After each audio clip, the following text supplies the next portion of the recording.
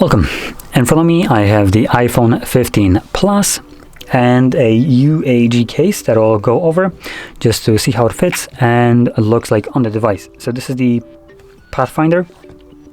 So anyway, let's get straight into it.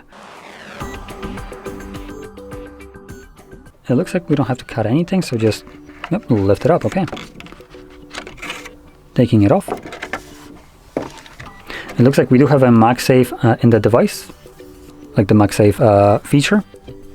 At least I think so. It looks like it.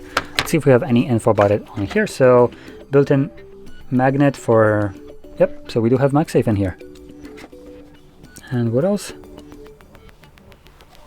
Okay, there we go. So as you can see, this is more a rugged looking case with a little bit more protection for your device.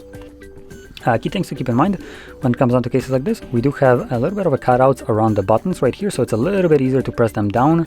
Obviously this is a thicker piece of rubber around your device, so if it was connected it would be significantly harder to press the button. So manufacturers decided to start cutting it out and only holding it at the top and bottom. Same thing goes for the other side, which makes pressing these buttons significantly easier. Now, slapping the phone in. Oh boy, that like fits in there, geez.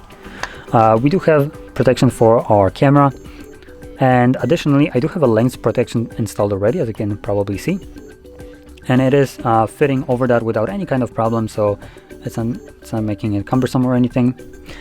Pressing the buttons obviously easy, like I mentioned, because of the cutouts. The switch still accessible right here. The charging port along with the speakers at the bottom still accessible, so they're cut out correctly. We have little like a keychain thingy thing around here, and that's about everything. So there we go, pretty rugged device. Now one more thing that I'll mention: the lip around here for all the bezel around the phone. As you can see, it's a little bit extensive, so it does add a bit of girth to it. So you can basically slap it like this and have very minuscule chance of actually like damaging your screen, unless you're dropping it on like a rocky surface. Then this case won't really help you if it hits screen first, but for the table you could probably sit on this and it would still not even be touching the display, so it will be protecting your display pretty well. So there we go. Now if you found this video helpful, don't forget to hit like, subscribe, and thanks for watching.